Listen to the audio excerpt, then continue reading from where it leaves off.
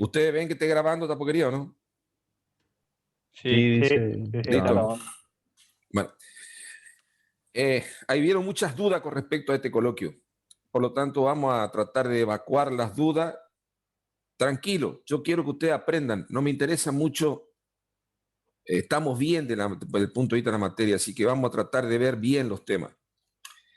Vamos a tratar de explicar mejor el coloquio. Total, no pasa nada. Condiciones ideales de una autopista era el punto número 1. Era bastante fácil, ese no tiene duda, porque en la teoría, en el PowerPoint, ustedes vieron las condiciones ideales de una autopista. Y después aparece el factor de población. Si ustedes leyeron el práctico, no hay ningún problema. Así que en este valor no hay valor. ¿Cuál sería la capacidad ideal? Ojo al piojo, depende de las distintas versiones, manual 1985, versión 2010, porque, ¿y por qué se puede decir que hay valores admisibles? Bueno, porque la evolución fundamentalmente del parque automotor, la tecnología automotriz y el sistema de inteligente de apoyo al tránsito, los TIS, los transportes inteligentes, el sistema inteligente de transporte, que ayudan a que en la autopista uno pueda andar con una seguridad mucho más importante y incrementa el volumen de flujo de tránsito. La gráfica tampoco tiene problema. La gráfica fue una gráfica sencilla, está en la teoría. Autovía, Nicolás Avellaneda, no es autopista. Entonces la pregunta técnica es ¿por qué no es autopista? Vamos a tratar de graficar si sale acá. Si se puede, se puede. Y si no, no importa. Vamos a ver si sale. Aguántenme.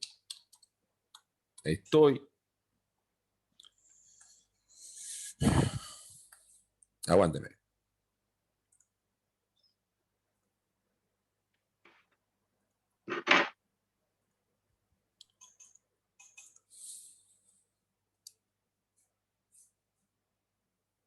Autopista. Si yo tengo una autopista, supongamos que esto sea en un sentido, dos carriles. Y tenemos como tenemos la autovía, Nicolás Avellaneda, ahí enfrente a la Shell, Villa Fabiana, tenemos así. Acá tenemos un tránsito, acá tenemos un tránsito y hay un acceso a la colectora. Y ustedes, para poder acceder a esto, ustedes lo tienen que hacer acá pintado en la banquina, le han hecho como una zona de frenada, pero tienen un giro vivo. Esto no, acá no existe rama. Esto no es una rama. Porque para ser rama, la velocidad de salida tiene que ser semejante a la velocidad con la cual ustedes están viniendo a la autopista. Por lo tanto, cuando ustedes ven esto en una autovía Nicolás Avellaneda, no es autopista. Esto puede ser, desde el punto de vista técnico para nosotros, un multicarril. Ahora bien, estoy acá, quiero borrar esta porquería. Borramos, borramos, borramos. Vamos a dibujar de vuelta. Cuando estamos hablando de una rama, y lo vamos a presentar ahora en el PowerPoint. Tengo mi autopista. Y yo tengo una salida. Acá hay una colectora, por ejemplo. Y yo quiero salir de la autopista. Entonces hay que construir una solución vial. Acá se puede hacer una antena, no me interesa. Pero la salida. Aguánteme que se está poniendo loca esta. La salida de la autopista, esta salida, es una velocidad igual a la velocidad que tiene la autopista. O sea, si yo estoy viniendo a 110, yo puedo salir a 110. Y esta longitud que va a tener la rama me va a permitir a bajar de la velocidad de 110, por ejemplo, a cuando yo entro acá al camino colector, a una velocidad, por ejemplo, con un cartel acá que diga, pare, ceda el paso. Entonces yo tengo que tener una longitud de la rama que te diga, entro con 110, llega un punto de una señal vial que me dice, pare.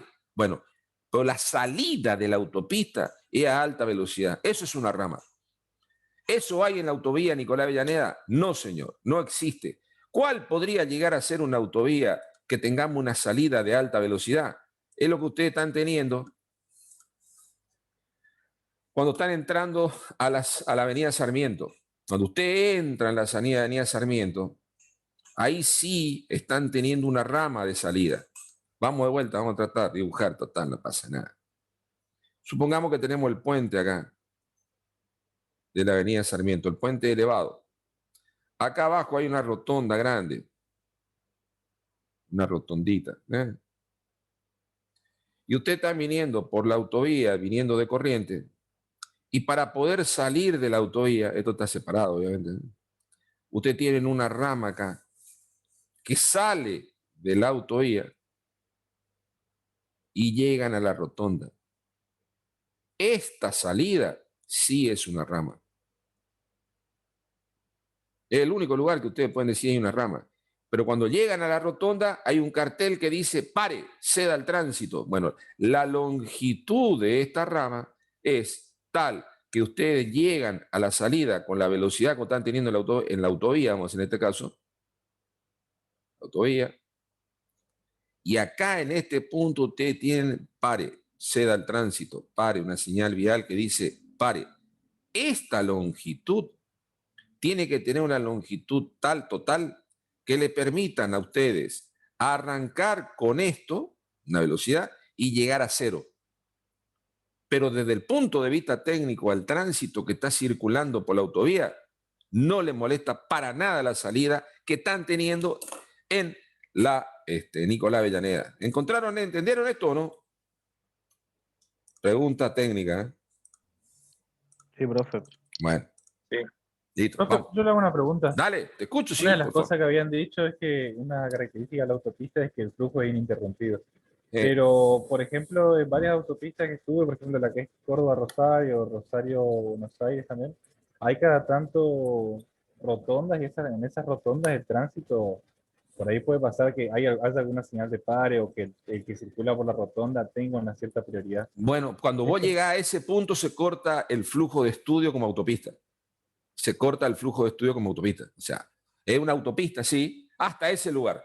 En ese lugar son retornos o rotondas en donde si hay el cartel de pare, que se ajusta a la ley 24.449, en donde tiene prioridad paso el que está circulando por el círculo, listo, hasta ahí llega el estudio de autopista. El resto ya es una rotonda.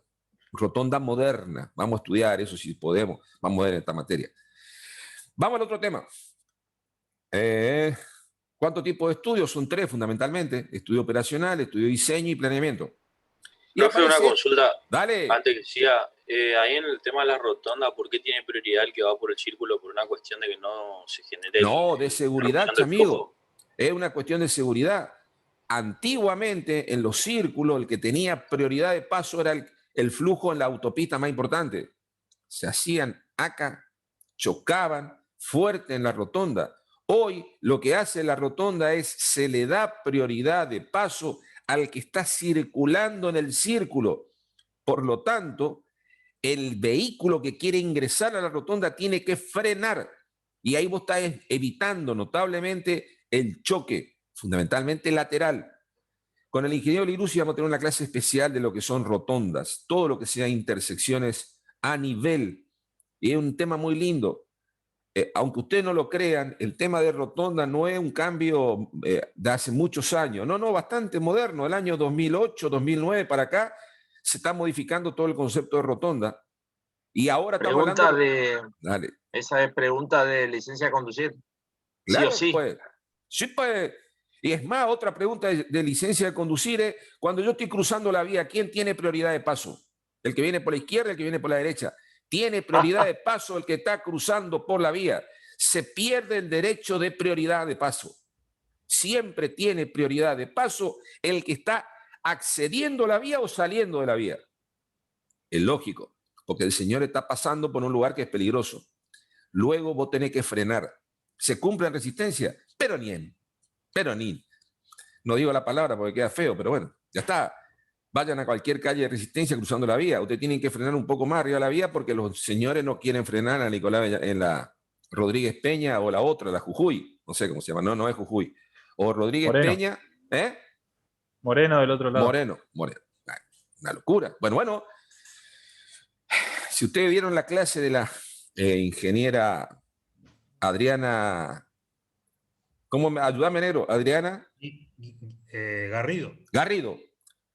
La clase de la ingeniera Adriana Garrido sobre seguridad vial, que el ingeniero Mata hizo a la diplomatura el año 2019, una diplomatura sobre seguridad vial.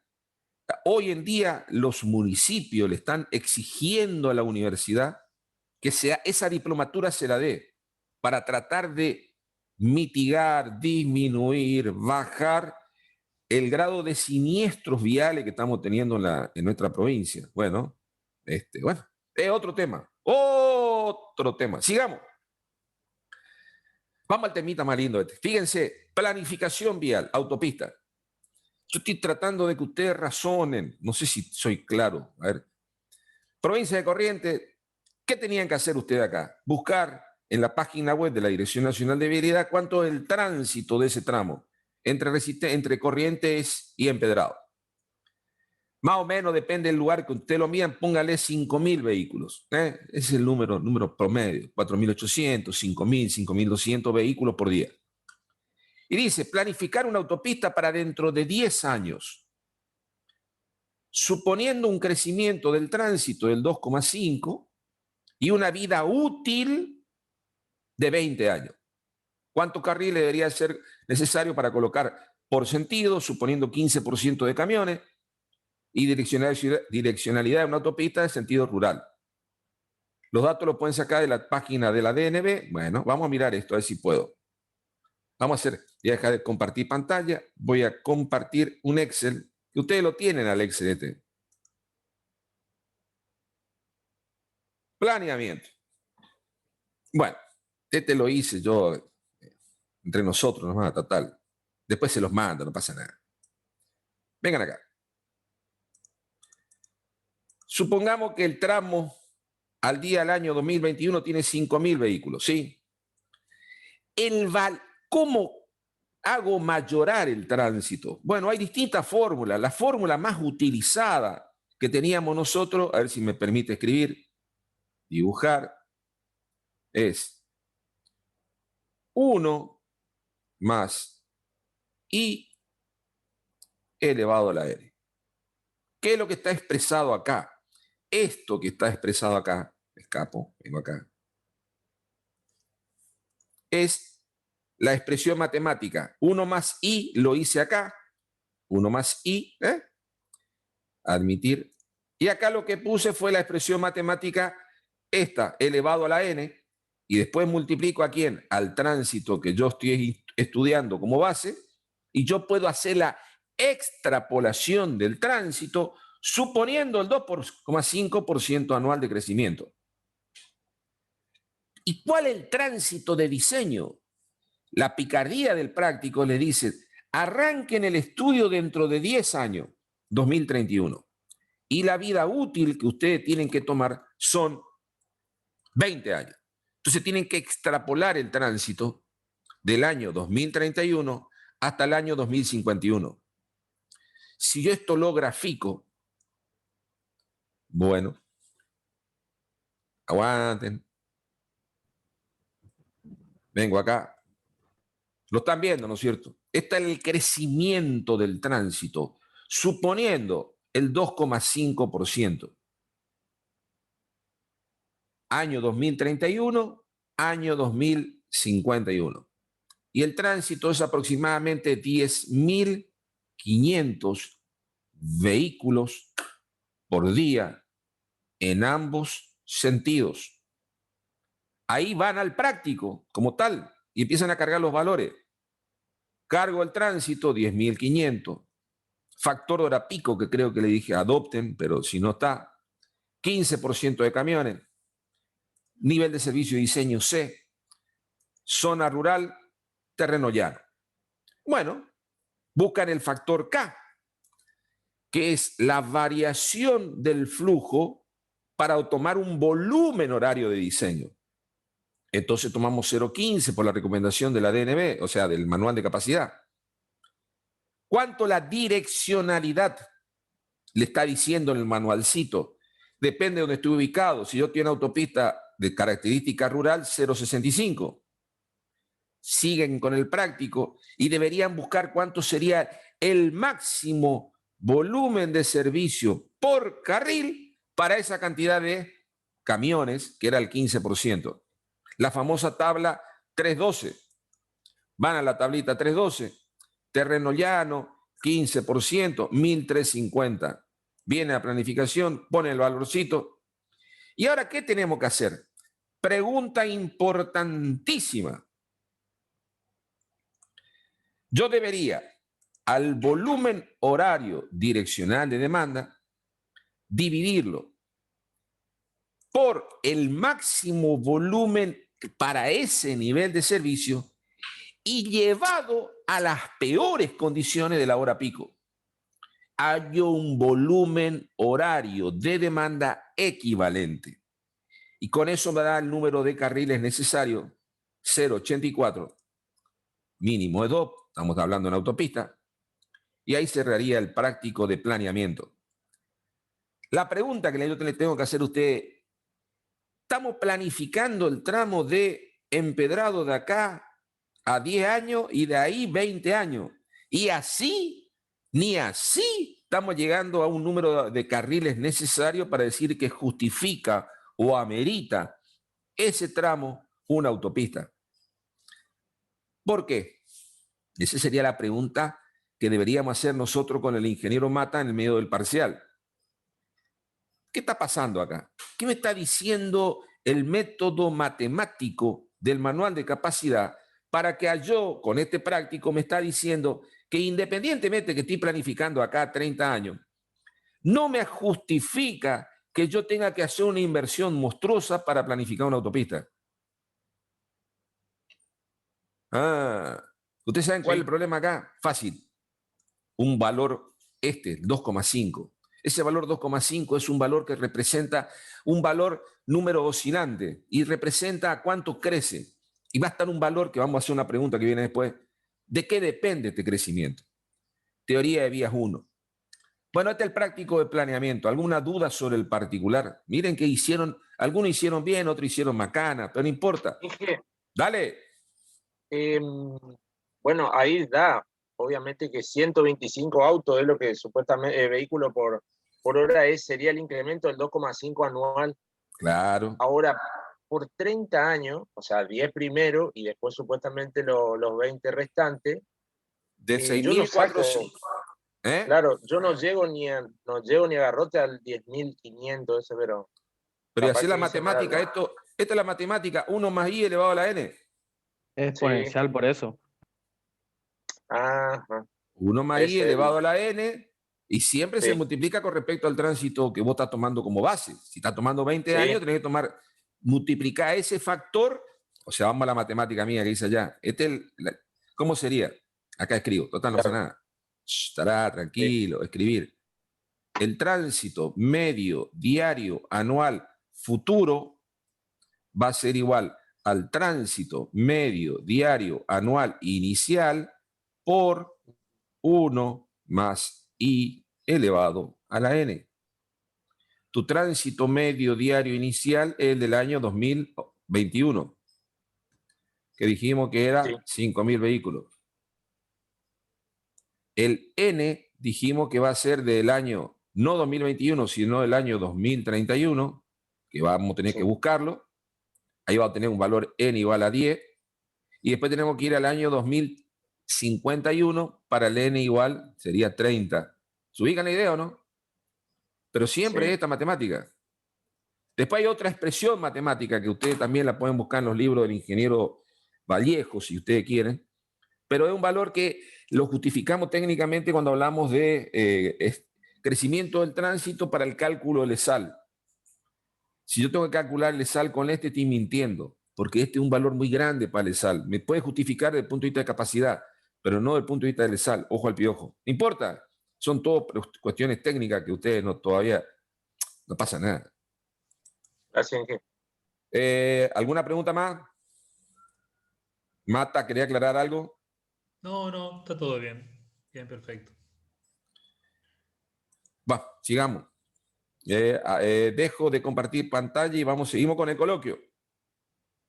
Compartimos pantalla, sigo compartiendo pantalla, coloquio, compartir. No está explicado. Bueno, el práctico de... Teníamos el practiquito este que era autopistas.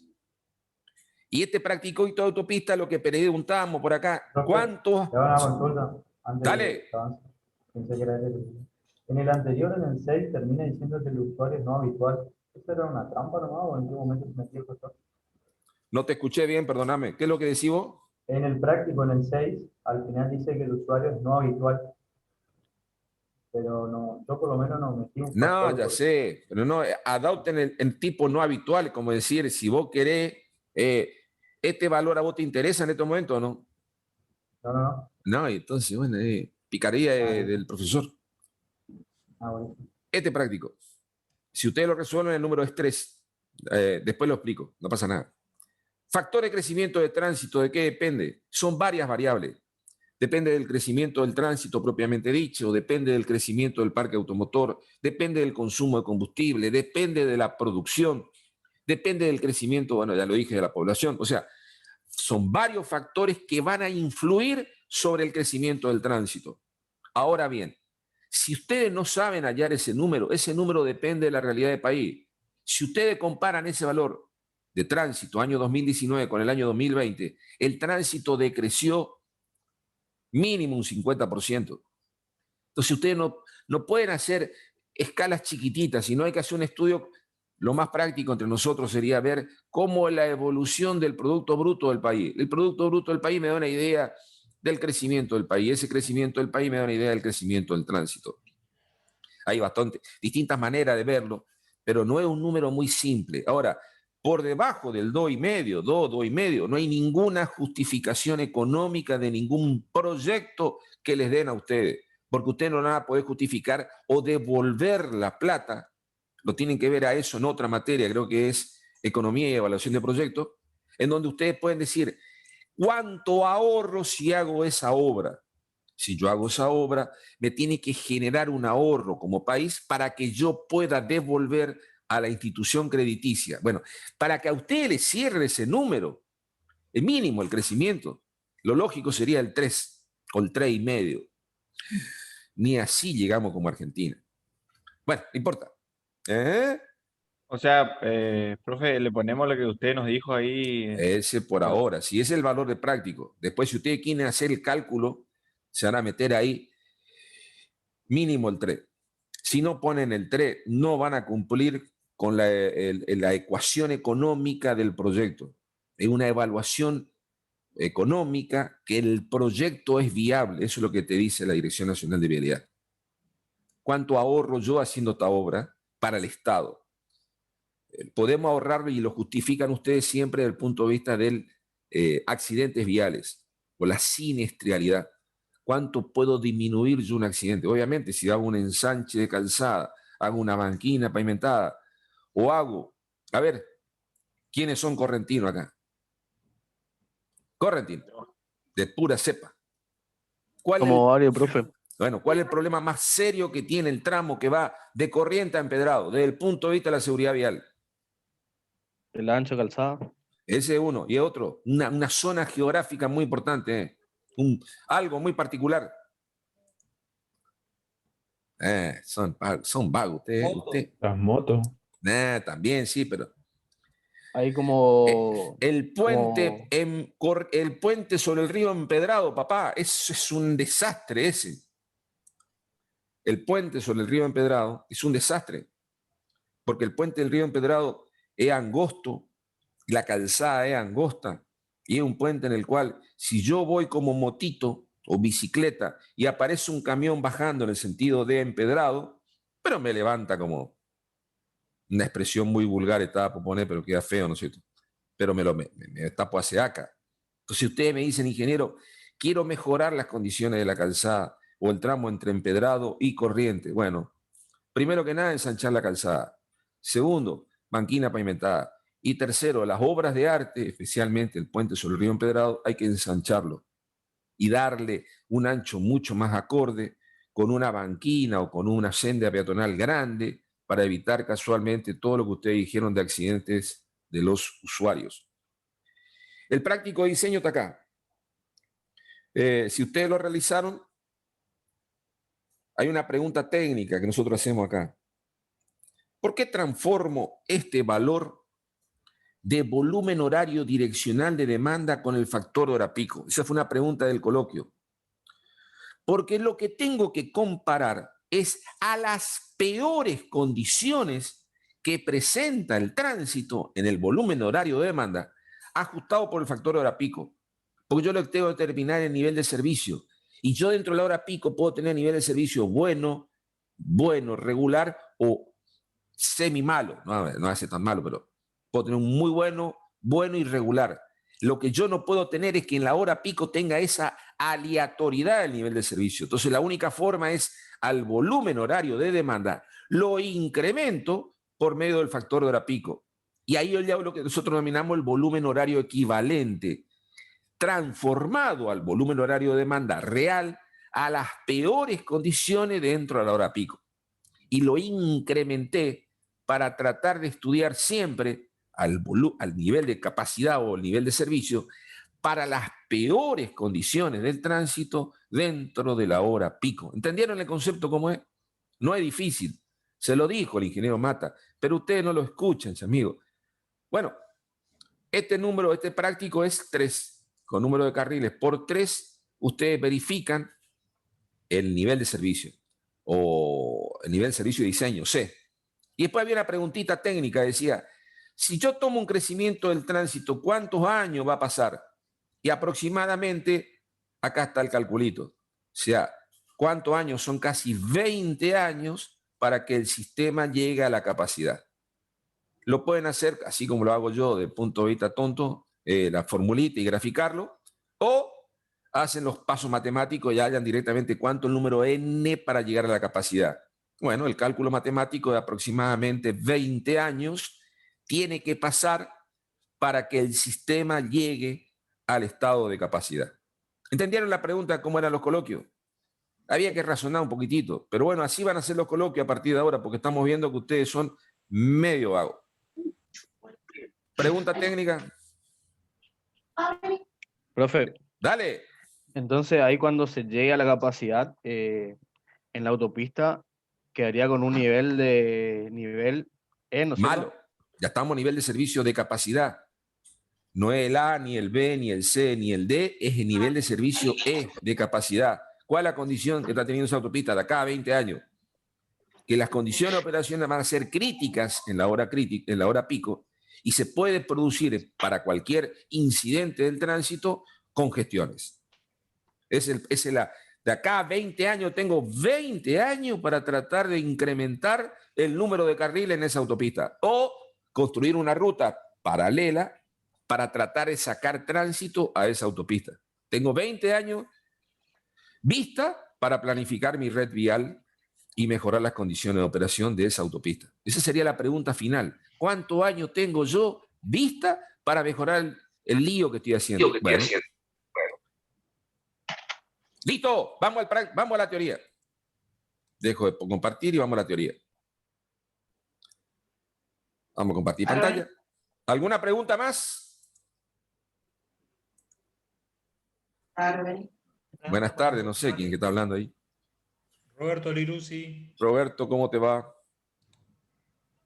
Rolly, una consulta. Dale. Ahí en el TMA, cuando buscábamos de Empedrado hasta el acceso a Riachuelo, teníamos esos 5.000 y monedas. Sí. Incluso en años anteriores. Ahora, pasar el acceso a Riachuelo hasta Ruta 3 se te iba a 9.000 y pico. Claro, pero ya estamos en la autovía. Ahí ya estamos en el tramo autovía de Corrientes. O sea, ese otro de pelote.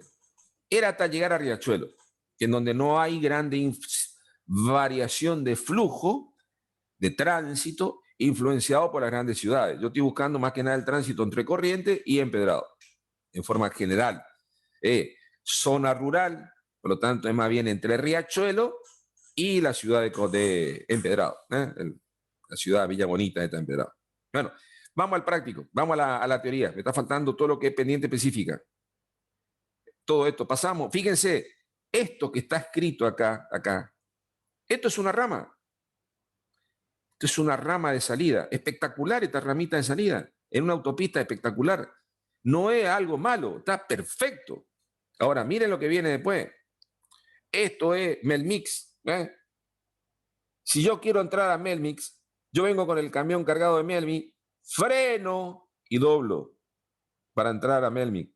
Una locura. Desde el punto de vista autopista, esto no es autopista, esto es cualquier cosa. Bueno, esta autopista Santa Fe Rosario, fíjense lo que les dije, esto lo vamos a estudiar bien, no se preocupen. Pero si yo quiero salir de la autopista e irme a Córdoba, tengo una rama espectacular de salida. Cruzo por arriba la autopista, hago un rulo, acá tengo una cabina de peaje, hago otro rulo y me voy para autopista, para la ciudad de Córdoba. Espectacular, esto es una rama, esto es todo autopista, verdaderamente autopista. Esta es la autopista mesopotámica, la Ruta Nacional 14. Quiero entrar al campito, en una autopista no puedo hacer esto, no, no, papá. El tránsito de este campo tiene que salir por colectora y a través de una rama. Esto no es autopista, te dicen cualquier cosa, pero bueno, para venderte te venden cualquier cosa los muchachos. Bueno, vamos al práctico, che. Profe, Vamos a la... puede Dale. ser que también tiene que estar perfectamente limitado la autopista, con las barreras y todo eso. Perdón, ¿qué decís? No te escuché bien. Se me escucha horrible, disculpe. Puede ser que también tiene que estar perfectamente limitado la autopista, con barreras a los costados y todo eso. Bueno, eso no, las barreras va a ser diferente. Capaz Mata te puede explicar mejor desde el punto de vista de la seguridad vial, pero las barreras laterales, más que nada es cuando vos tenés un campo y es carísimo tu tierra, y vos lo que querés hacer es separar el tránsito del vecino. Y ahí le ponés barrera. Vos te vas en Europa, manejás en Europa. Las autopistas van todas van, vos vas metido dentro de un sistema de barreras. ¿Pero por qué? Porque el talud de esa barrera al campo es un talud totalmente peligroso. O sea, el talud puede ser 1 en 3, 1 en 2. Es muy peligroso desde el punto de vista de la seguridad vial. Si ustedes leen los libros de diseño, Vías 1, Tulio Altamirano, el talud en una autopista debería ser 1 en 4, mínimo. Y lo ideal 1 en 6, 1 en 8. ¿Qué quiere decir? 1 metro en 8 metros de longitud o 1 metro en 6 metros. Bueno, eso es cualquier cantidad de terreno que vos estás utilizando para hacer una autopista, en donde vos, el costo de la tierra es monstruosa. Vos no te podés dar ese lujo. Es mucha plata desde el punto de vista de la expropiación. Bueno, en Europa las autopistas son todas sobre barrera, o sea, vos has metido dentro de un tubo de Flexbin y el talud siempre es un talud empinado. 1 en 2, 1 en 1,5. ¿Por qué? Por el costo de la tierra. La expropiación es muy cara. Esa es la explicación técnica de las barreras que aparecen. Bueno, che, vamos. Lo que estábamos explicando nosotros era esto. El volumen máximo de carril, lo que dijimos que era cuánto, era la capacidad ideal por la utilización de la capacidad y la expresión matemática en la cual nosotros teníamos los distintos valores de corrección. Factor de hora pico y teníamos que llegar acá, que era la parte de autopista o factor de pendiente.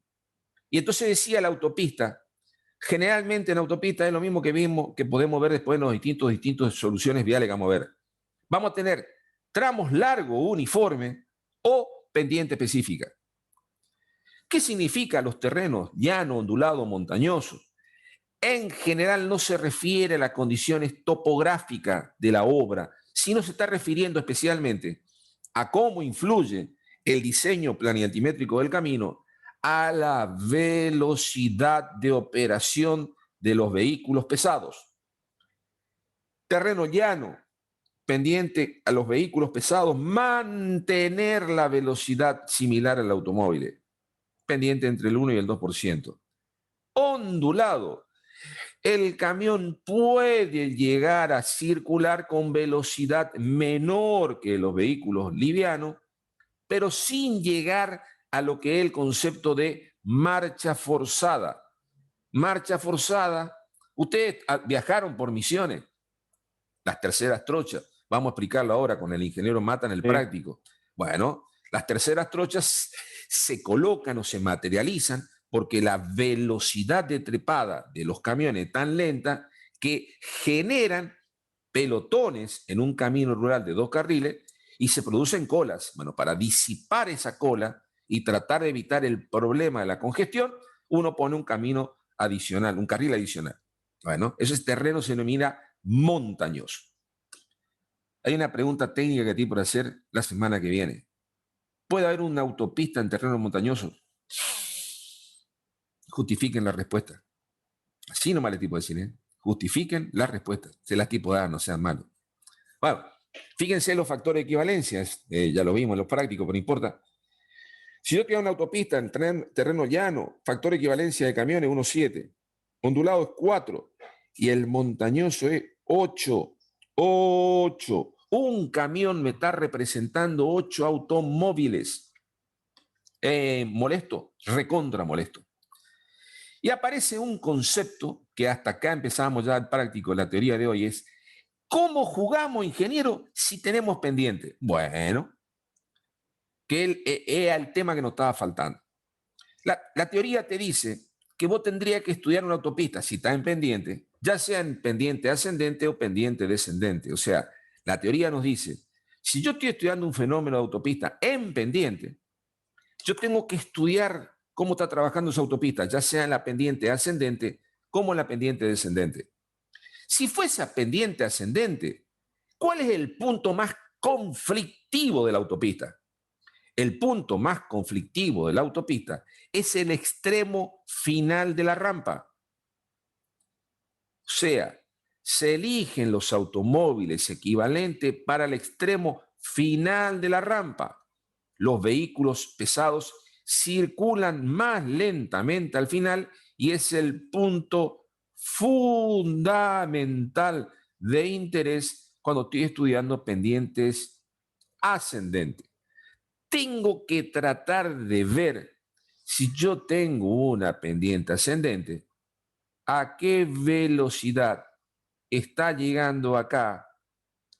Vamos a suponer que sea un camioncito. Este camioncito, ¿a qué velocidad está llegando en este punto? Bueno, es después de haber subido una cierta pendiente I a través de una cierta longitud L. El punto de interés es al final de la rampa, porque acá es donde el camión va a la menor velocidad que puede ir por la cuestión de potencia del motor del camión. En la pendiente descendente se mide la velocidad de campo, o sea, tratamos de identificar esa velocidad. Si no puedo, lo que se utiliza generalmente es el factor correspondiente a una condición equivalente ascendente. Se adopta la pendiente descendente en la mitad del valor de equivalencia correspondiente a la pendiente ascendente. Ejemplo, si en el tramo de pendiente ascendente el equivalente en camiones, por ejemplo, es 12, lo que vamos a tratar de hacer es, en la pendiente descendente, el equivalente de camiones va a ser 6. Es una cuestión más o menos así aleatoria que se dice, bueno, ¿cómo hacemos? Bueno, fácil. Se toma la mitad del valor de equivalencia en la pendiente ascendente. ¿Qué es lo que deberíamos hacer? Verificar la velocidad. ¿Y por qué, ingeniero, se toma un valor de equivalencia alto en una pendiente descendente? Porque eso es lo que ustedes ven en Misiones. Los grandes accidentes que estamos teniendo en Misiones de los camioneros es cuando el camionero viene en descenso. Si alguien manejó camiones me puede llegar a decir, si ustedes sueltan el sistema de transmisión, o sea, lo dejan en punto muerto, un camión en descenso puede llegar 140, 150 kilómetros por hora. Y el gran problema de esos camiones es que no tienen la capacidad de reacción para poder maniobrarlo o frenarlo y se hace el accidente vial. Entonces lo que tienen que hacer los camiones cuando van en descenso es utilizar el freno motor, no el freno de pisar el freno, porque si no arruinan la cinta de freno, sino es frenarlo con la caja. Si Con las revoluciones. Exactamente, lo van frenando con la caja y los motores o los camiones modernos tienen un sistema de freno ya en el motor y el mismo motor es el que lo va frenando.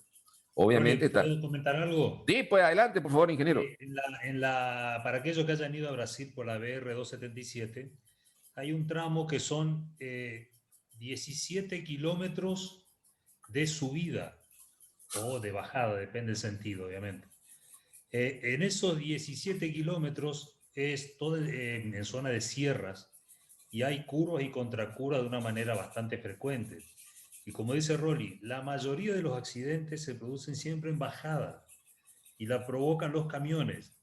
Tanto es así que en las curvas, al finalizar la curva en bajada, todas las curvas están protegidas por New Jersey. Y ustedes pasan y siempre están golpeados los New Jersey. Y la concesionaria va, los pinta y al tiempo ustedes pasan, yo que paso en forma frecuente, siempre está marcado por cubierta, paragolpe y demás.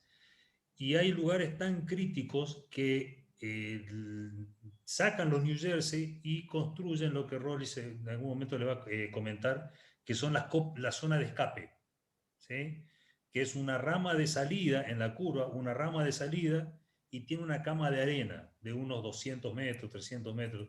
Entonces el camión cuando se queda sin freno, como dice bien, cuando ya el freno motor no le está funcionando y el freno de pedal no funciona, el camión se escapa, o sea, se va y cae en esa cama de arena como las camas de arena que tienen las pistas de Fórmula 1.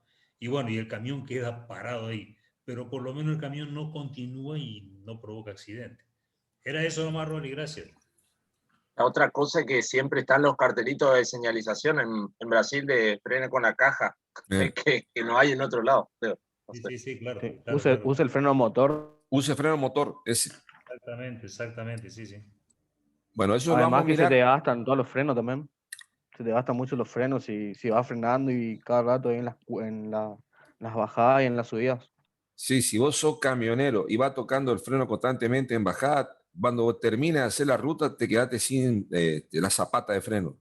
Y se te puede prender fuego la zapata de freno si no sabes manejar camiones. Por eso lo que ellos te utilizan es el freno do motor, que le dicen, es el famoso freno do motor. Bueno, y hay un caso más, dice la teoría. Si yo tengo pendientes sucesivas, una pendiente así, una así y otra así, este tiene un I1, este tiene un I2, y esta tiene una I3. Te dice la teoría, yo puedo hallar una pendiente promedio entre este punto y este punto, porque esto es un delta H, y esto va a ser una L1, este va a ser una L2, y esta va a ser una L3, L3 de acá hasta acá, L2 de acá hasta acá, y L1 va a ser de acá hasta acá. Esto tiene I1, esto tiene I2, y esto tiene un I3. Me dice la teoría, yo puedo hacer una pendiente promedio, sí y solo sí, lo que está escrito abajo. Si el valor de la pendiente es menor al 4% y la longitud de la misma es menor a 900 metros, se puede hacer el estudio de pendiente promedio.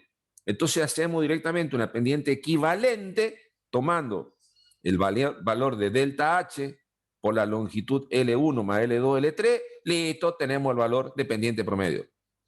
Pero si algún valor individual de la pendiente supera esos valores de 900 metros o 4%, van a tener que hacer el cálculo de la pendiente equivalente al final de cada rampa. Ya lo vamos a ver en el práctico con el ingeniero Mata. Pero la pregunta es, ¿a qué velocidad llega el camión en este punto? Acá. Acá. ¿A qué velocidad? Acá. Llega el camión en este punto. ¿Y a qué velocidad llega el camión en este punto? Porque esa pérdida de velocidad va a ser el factor que me está por decir a mí cuál sería la pendiente equivalente que genera ese valor de pérdida de velocidad. Ya lo vamos a ver en el práctico, no se preocupen, pero es para decir, hay que hacer estudios específicos si estoy trabajando en pendientes sucesivas hay que hacer un cálculo matemático interesante. La teoría se modificó de vuelta. En el año 1985 decía, cuando hablamos de pendiente específica, cualquier pendiente inferior al 3% con longitud mayor a 1.600 metros o de 3 o más por ciento con longitudes superiores a 800 metros, estamos en presencia de lo que ellos llamaban pendiente específica. Yo siempre hago este gráfico. Gráfico acá, gráfico acá. Me dice, pendiente inferior al 3%. Marco acá, 3%. Con una longitud mayor a 1.800 metros. Supongamos que este sea 1.800. Cualquier pendiente inferior al 3% con longitud mayor a 1.600 metros, 1.600 metros. Esto es pendiente específica. O me dice, pendiente del 3% más, para arriba, con longitudes superiores a los 800 metros. 7.600, ponemos que sea la mitad. 800. Cualquier combinación de pendiente que cae acá, esto es 800 metros, 1.600 metros, 3 por de pendiente ascendente siempre, y esto es longitud, estamos en presencia de una pendiente específica, versión del manual 1985. ¿Y qué me dice el manual versión 2010? Vamos a graficarlo.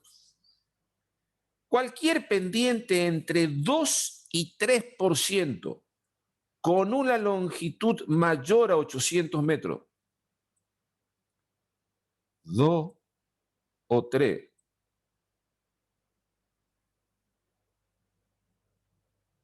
cualquier pendiente entre el 2 y el 3% con longitud mayor a 800 metros, acá, 2 o el 3, o pendiente del 3% o más con longitudes superiores a los 400 metros.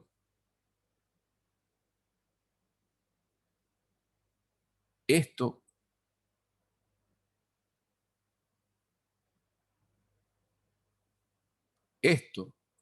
es pendiente específica. Versión 2010. ¿Por qué? Pues yo tengo una pendiente del 1% y tengo un tramo de 2.000 metros, 3.000 metros. Puede ser un terreno ondulado, no es pendiente específica. Acá sí era considerado pendiente específica. Y ellos se dijeron, no, tiene que tener un valor de pendiente interesante. 2% o el 3% mayor a 800 metros, sí, esto es pendiente específica. Ingeniero, y si tiene el 1% y tiene 2.000 metros, no, puede ser un terreno ondulado, pero no amerita para hacer cálculo de pendiente específica. O sea, ese sería los grandes cambios de los manuales de capacidad entre versión 1985 y versión 2010. Factor de ajuste de la presencia de vehículo pesado.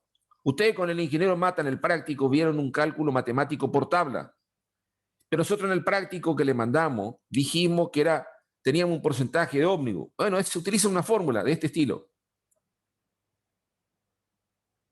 que está cargado en el Excel. Perdón. Dale. Disculpe, le hago una consulta. Dale. Sí, a ver si entendí. Si cae en el área rayada. Es pendiente específica. Ahí se tiene que analizar como la pendiente específica. Sí, señor. Así es la historia. Perfecto. Si cae dentro, vamos a la versión 2010. 2, 3% y 800 metros. Acá tenés 800 metros.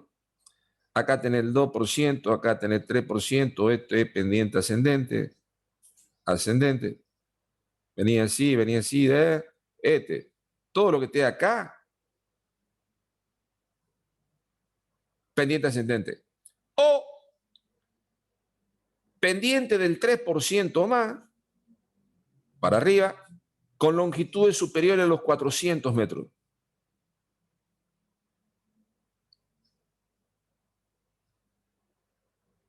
Todo esto es cualquier rampa que a vos te caiga dentro de este gráfico, ¿Te ubicás? Sí, sí, perfecto. Esto es Gracias. pendiente específica. ¿Estamos? Esta es la fórmula cuando ustedes tienen valores de combinación. ¿Qué te dice la teoría?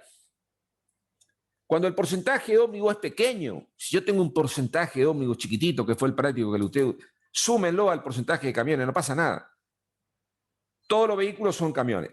Y se acepta que el porcentaje de camiones es 5 veces superior al de ómnibus. O sea, si yo tengo un porcentaje de ómnibus, 1%, porcentaje de camiones, el 15%, no vale la pena hacer la matemática. Le hacemos la matemática para el conocimiento, pero tómenle 16% de camiones y otra cosa mariposa.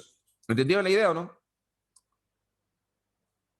Fácil, ¿eh? No haya pensar que es nada del otro mundo.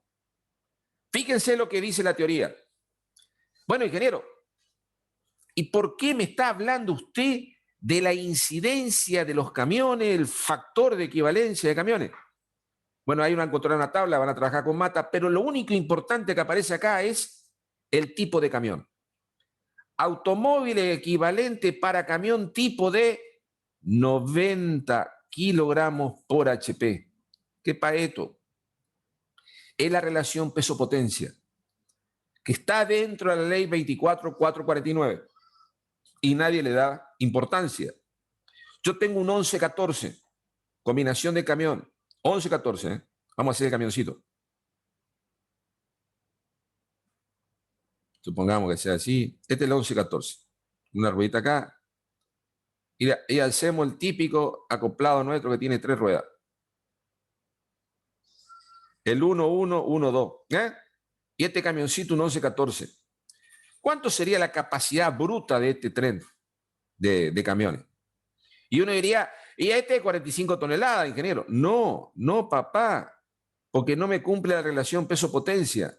Este camión no me puede llevar 45 toneladas, porque este camión tiene 140 de capacidad y no puede llevar más de un cierto valor de 30, 32 toneladas. Si lleva más de eso, ese camión no está cumpliendo la relación peso-potencia de la ley 24.449. Bueno, lo que hace el manual de capacidad es relaciona cómo va a influir la pendiente para ese camión en función de la potencia del camión. Y esto es muy importante, porque esto depende del parque automotor que van a tener ustedes en la zona de estudio. Ustedes van a tener que ver qué tipo de camiones hay, qué tipo de tránsito hay. Es muy diferente el tránsito de los camiones brasileros a los camiones argentinos. El camión brasilero respeta muchísimo la relación carga-peso-potencia. En cambio, nosotros en la Argentina directamente nadie le da importancia a eso. O sea, hay que estudiarlo, este fenómeno. Bueno, esto lo tenían ya visto. Esto lo habían visto ya. Esto lo habían visto. Y lo que yo quiero ver ahora es, para ir cerrando la teoría, porque no es una teoría muy larga, sino es cerrar el tema, es, ¿qué me decía la norma de diseño mío en autopista? ¿Puedo tener un terreno montañoso para el diseño de una autopista? No. Estas son las normas de diseño. Me dice, si yo estoy trabajando en una categoría especial que es una autopista, primero que nada es llana o ondulada, y los valores dependientes deseable es el 2 o el 3%, y la máxima del 3 o el 4%. No puedo tener valores dependientes muy importantes si estoy estudiando un diseño de una autopista por las normas de diseño geométrico. Capaz en la práctica le decimos una autopista y tienen 5%. Es a los fines del práctico, porque desde el punto de vista de la realidad esto no puede existir por una cuestión de diseño geométrico de una autopista. La autopista, si son autopistas y están diseñadas como autopistas, los valores deseables dependientes son entre el 2 y el 3%. Ustedes me pueden decir, hey, ingeniero, ¿y eso está seguro? Sí, pues. Y si no cumplo, perdón, me fui al pasto. Estoy tocando con el mouse de la tableta gráfica. Bien. Si no cumplo, ingeniero, estoy en una pendiente ascendente y por la condición de operación tengo que ese sistema de pendiente ascendente me está generando problemas desde el punto de vista del tránsito. ¿Cómo voy a resolver el problema? Y van a tener que colocar un carril adicional ascendente. Esto está en las normas de diseño. En algunos casos, en general, cuando el tránsito tenga un porcentaje apreciable de camiones, no es posible evitar en alguna sección que la rasante tenga longitud de pendiente superiores a la máxima establecida para la categoría del camino estudiado. En esos casos, cuando el proyecto de camino incluya una sola calzada de 2+2, 1+1, va a ser necesario disponer una pendiente adicional para tratar de mitigar el fenómeno de cómo molesta el tránsito pesado en el flujo vehicular. Esa carril adicional, que lo va a hacer la práctica que van a ver con el ingeniero Mata, hay que disponerlo desde el punto de vista geométrico. Y fíjense cuándo arranca. El cambio, dice, se aconseja como deseable desviar el tránsito pesado por dicha trocha adicional ascendente cuando la pérdida de velocidad del camión tipo considerado respecto a la velocidad media de marcha del resto del parque automotor sea del orden de los 25 kilómetros por hora por debajo a esa velocidad media. ¿Qué quiere decir esta teoría? Que es la explicación teórica del práctico. Si yo tengo una autopista, esto en ascendente, tengo 2 carriles ascendentes, y yo estoy mirando que los camiones empiezan a perder la velocidad, yo voy a tener que colocar una trocha adicional cuando la velocidad de los camiones sea menos 25 kilómetros por hora a la velocidad promedio del tránsito. Y en ese punto se tiene que empezar a materializar una trocha adicional ascendente que va a tratar de generar que los camiones pesados vayan por la tercera faixa, le dicen los brasileros, para tratar de mitigar el efecto de la trocha adicional ascendente. ¿Por qué? Porque lo que yo quiero en la autopista es que el flujo siga circulando al nivel de servicio que yo quiero diseñar.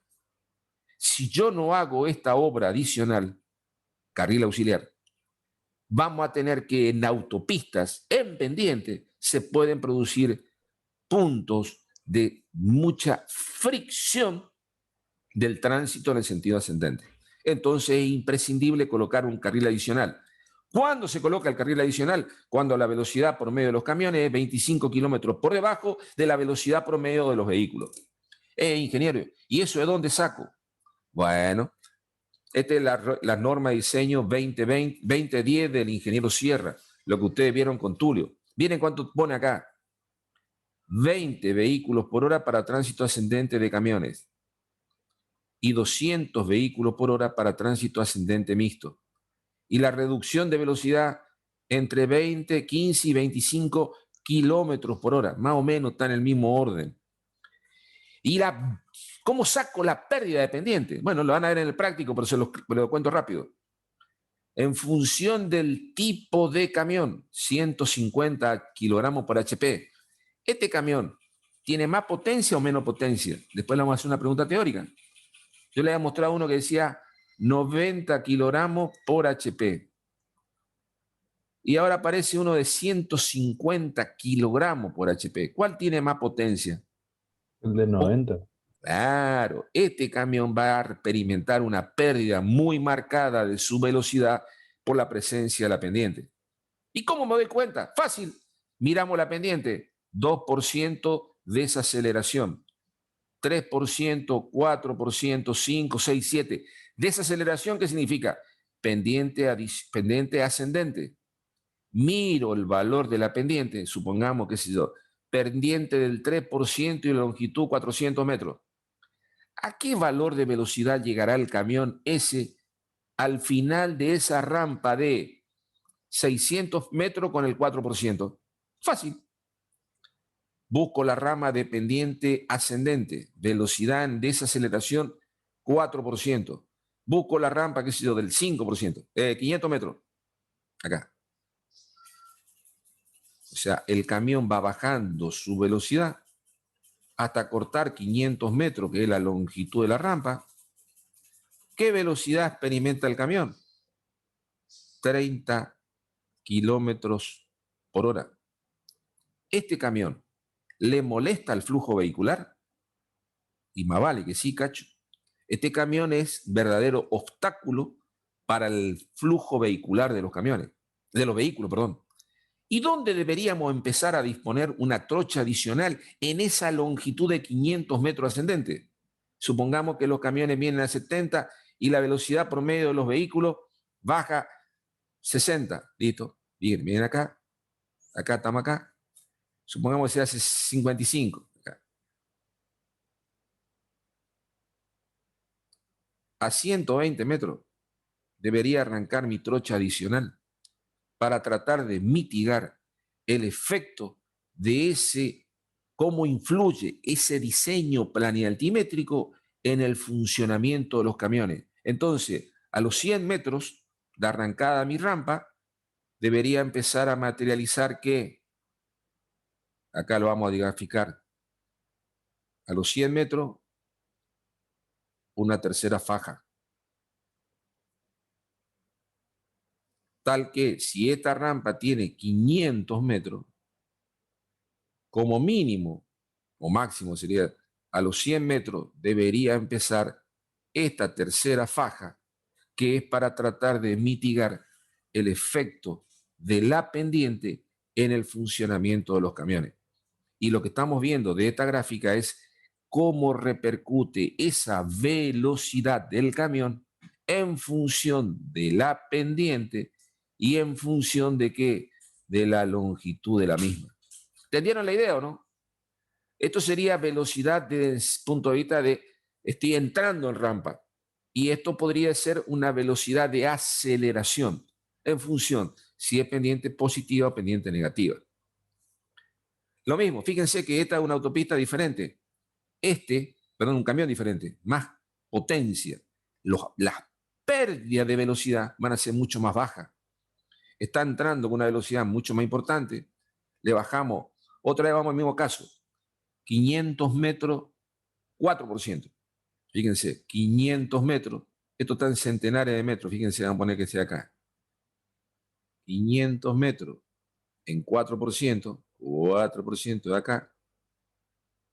Bajó la velocidad con respecto a la que venía. Vamos que sea 90. Bajó a 65. ¿Me va a repercutir en forma negativa? Más vale cacho. Entonces, a este valor, más o menos de vuelta, 100 y pico de metros, debería que empezar 150 metros, una tercera faja, y esa tercera faja debería llegar hasta los 500 metros. Y con esto yo estoy solucionando que ese camión no repercuta en forma negativa en el funcionamiento de la calidad de flujo de esa autopista. ¿Entendieron la idea o no? Y para ir cerrando la materia el día de hoy, es más que nada un resumen de todo lo que hemos visto. Estas son las normas de diseño geométrico del ingeniero Rule año 1980.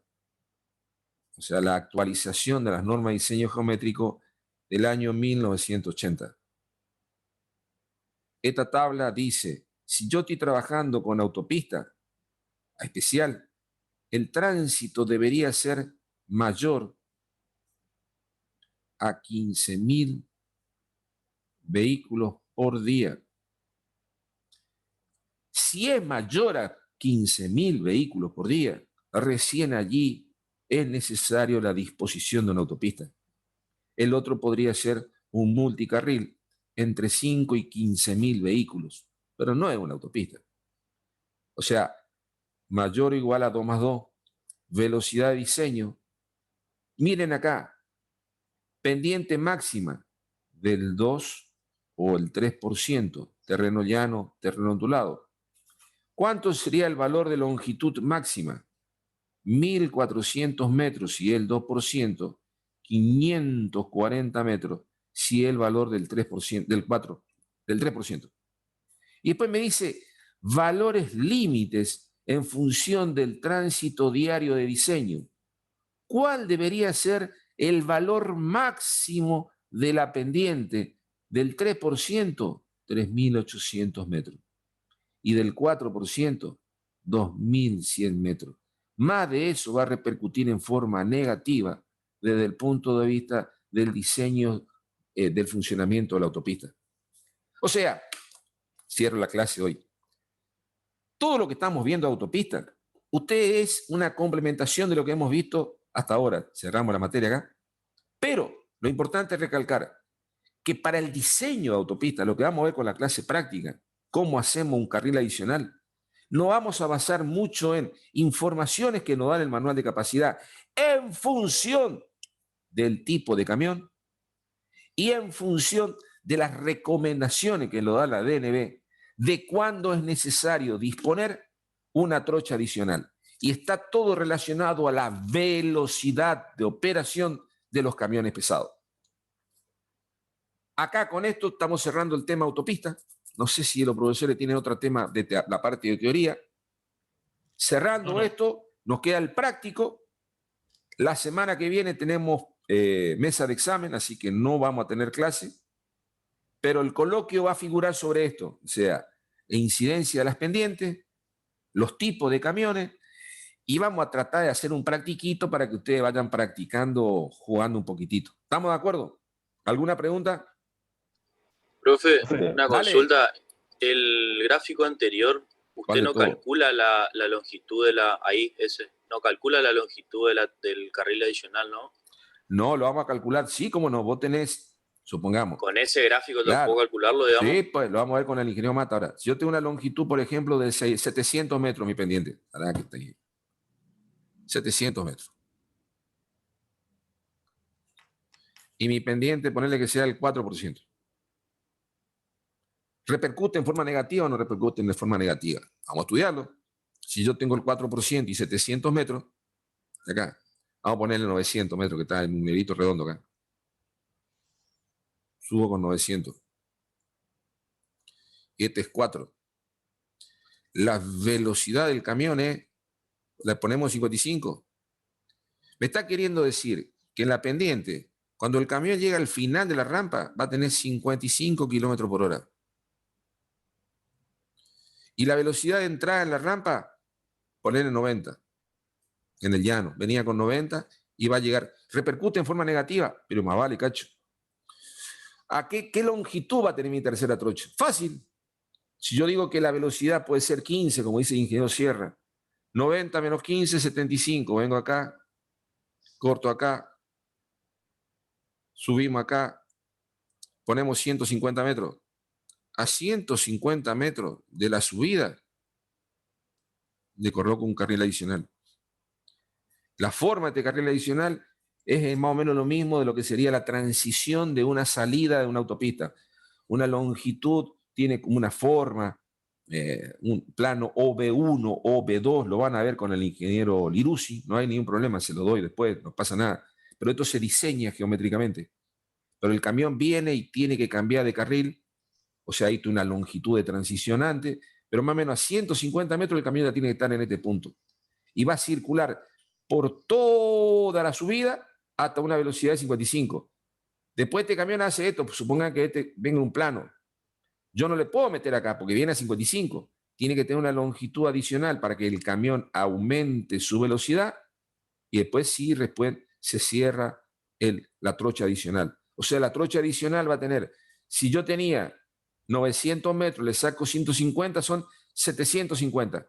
Más una longitud necesaria de aceleración al final de la rampa, 200 metros más. Entonces, bueno, va a decir que tu longitud va a tener aproximadamente 750, 850, 950 metros.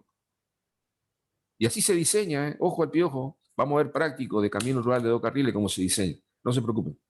Profe, Dale. yo tengo una duda en eso, en las longitudes que está hablando usted. No tendría que estar también influenciado por el clima, por ejemplo, si hay nieve, si No. Norma de diseño geométrico, primer clase. Estamos suponiendo condiciones climáticas buenas y estamos suponiendo condiciones de operación diurna.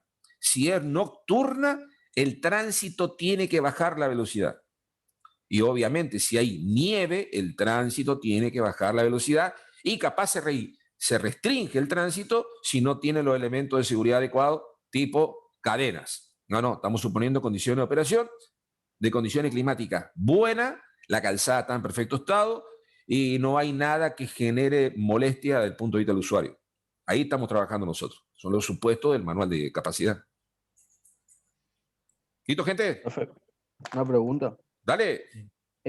Hoy en el caso que hablábamos del proyectar la autopista para el tramo empedrado Corrientes o Riachuelo empedrado, ¿no es cierto? Ahí en el caso que nos hubiese dado mayor a 15.000, ¿no es cierto?, el tránsito medio diario anual, ahí en ese caso sería bueno adoptar la solución de autopista. Más vale. Ahí vos tenés que estudiar, ¿la puedo colocar a esa autopista en la traza actual o tengo que diseñar una traza nueva? Bueno, ese es otro campo de la ingeniería vial. En general, donde tengo el camino de la traza actual de la Ruta Nacional 12, no puedo disponer una autopista. Es muy angosta. Multicarril sería. Puede ser un multicarril, sí, ¿por qué no? Se puede hacer un multicarril, pero yo solucionaría, como les comenté a ustedes, ensancho la calzada, le pongo banquina pavimentada y le doy condiciones de seguridad mejores, fundamentalmente en los cruces de los puentes. Ahí tenemos el puente sobre arroyo empedrado, que es muy feo, muy feo. Y mejoro lo que es la zona de cruce de Derqui. Hay una S que se hace, bueno, le hago una rectificación de la traza, de la calzada. El resto, más o menos, estamos todo bien. Profe, Dale. te hago una consulta. Dale. Puede ser una pavada, pero tengo la duda. Cuando hay una autopista existente con un determinado número de carriles, ¿se pueden agregar más carriles después en el futuro? Sí, si vos tenés la zona de camino correspondiente, ojo, fíjate la zona de camino, acá está. Por acá creo que le puse, tenés la zona de expropiación, 150 metros, te dice, acá está. No, por ahí está. Ancho de coronamiento, ancho de banquina, cantero central, 11 metros. Bueno, por ahí estaba. La longitud o el ancho de coronamiento es mayor a 150 metros en la zona de camino, en una autopista. Suponiendo que vos estás trabajando con pendientes de talud 1 en 6, 1 en 8. Pero más o menos la autopista tiene 150 metros de zona de camino. No tenés 150 metros y bueno, va a tener que poner barandas, como es lo que estamos hablando de Europa. Si vos querés el día de mañana hacer un ensanche, va a tener un terraplén, correr tu baranda y materializar otra baranda. Pero vos le podés poner sí otro carril, ningún problema. Teniendo la zona de camino, no hay problema. Ojo, no es tan fácil. Tenés que ensanchar los puentes, la obra de arte. Si tenés un cruce con un puente, tenés que modificar el puente. No. Tiene sus complicaciones y sus problemas de ingeniería. Si no, no sería muy ingeniero. ¿Listo? Gente, estamos en contacto. Creo que el ingeniero Mata tiene la clase a 5:30, negro. 5:30. ¿Listo? Gracias, gente. Hasta luego. Hasta luego. Chau.